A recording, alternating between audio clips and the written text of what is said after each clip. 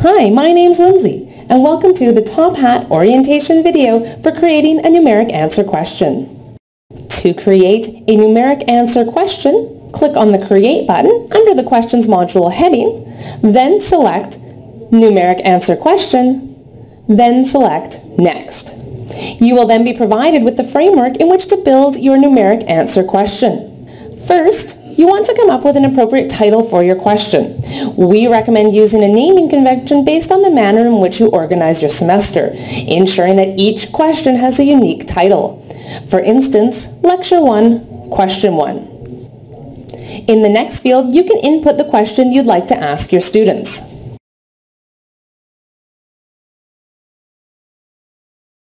You can click here for instructions on how to embed equations and code into your question. In this field here, you will provide the answer. This is the answer that you will accept from your students as a correct answer. In addition, also the option here to set the tolerance level. For instance, in this question here, 98.6 is the correct answer.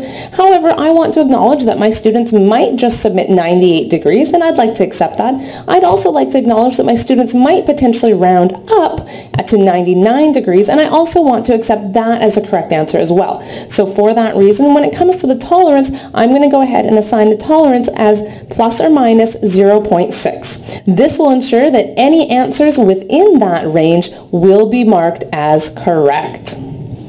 This first prompt here says activate question immediately after creation.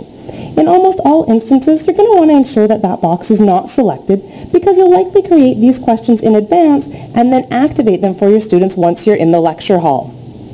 I've gone ahead and clicked on the advanced settings here, and on the right hand side you can see the grading options. You can assign grades for each of your questions weighted on correctness and or participation. By default these values are set at half a point each, but you can change them to be anything you'd like. They don't have to add up to 1 and they can equal 0. For instance, in this question here, if I were to change these values as so, a student who responded incorrectly would earn 1 point, a student who responded correctly would earn a total of 5 points.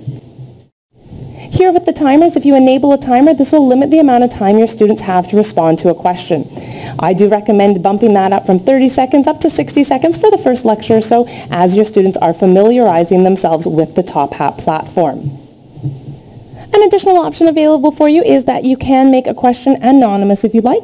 Assigning a question to as anonymous is intended for more controversial subject matters when you believe students may not answer truthfully if they know you have access to their responses.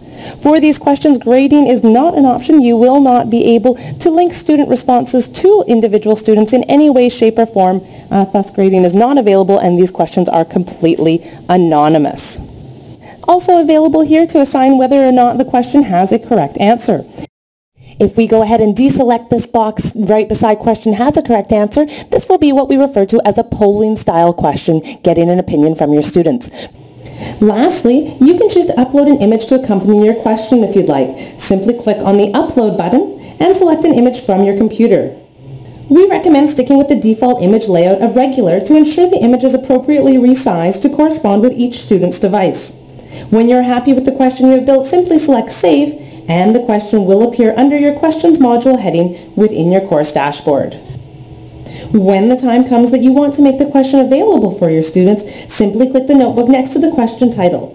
As you can see, there are 5 different statuses available to choose from. We are currently in the closed status, meaning that only you as the professor have access to this question. The 2 statuses directly above that, homework and review, are primarily used outside of the lecture hall, and we'll return to discuss each of these in a moment. The top 2 statuses, ask and show, are the ones you'll use primarily inside the lecture hall and where we'll begin. When you're ready to ask your students a question, simply click on the ask status. As you can see, the question becomes active and visible on your screen immediately. You can choose to click on the magnify button in the bottom right-hand corner to expand the question to full screen. Because I chose to enable the timer, you can see that it is counting down here at the top. I'm going to pause this for a moment so I can clarify a few other features for you. As you can see, the question is visible along with any images you may have included. Along the bottom is the text message prompts for your students responding by SMS text message. This 4-digit randomly generated code is unique to this question, and your students will submit it along with their answer in a text message to the region-specific phone number that appears on your projected screen.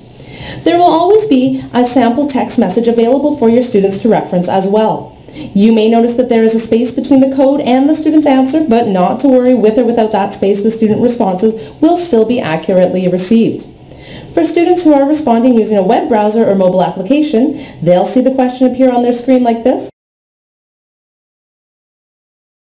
They can select the answer they'd like to submit and simply click Submit once their answer has been chosen. Students will receive confirmation of the answer that they have submitted. Taking us back to the professor's screen, you can see that the number of submissions has changed, and if we follow that blue bar across, that will show us the representation of the percentage of students who have submitted. We can view this as the online percentage, so the percentage of students who are currently online. We also have the option to toggle that and change that over to the enrolled status. This will then show us the percentage of students who have submitted who are enrolled in our course.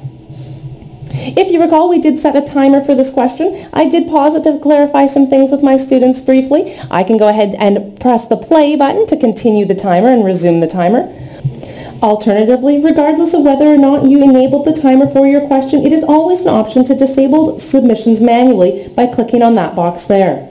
The action of disabling submissions transitions this question from the ask status to the show status, and as you can see, the question is still visible for students to view, but they are no longer able to submit responses. It is at this point when many professors choose to view the reports with their students, accessing the histogram of student responses. This can be a great jumping off point to engage the class in a discussion regarding the results.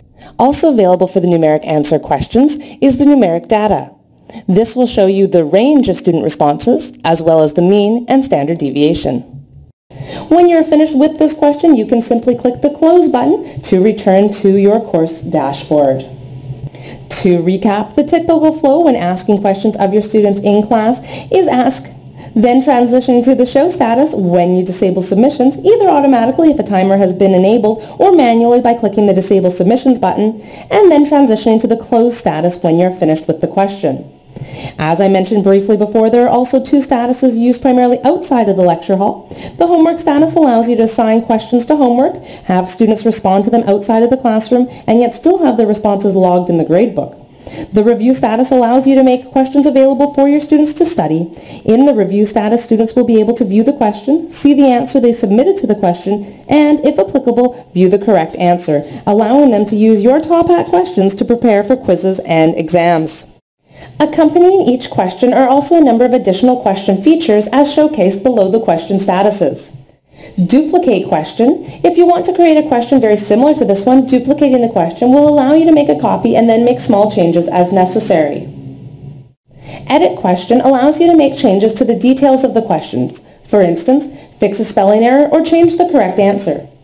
Preview question. This feature allows you to view the question without activating it for your students. Show answers allows you to view the reports, the graph and submissions of student responses to this question.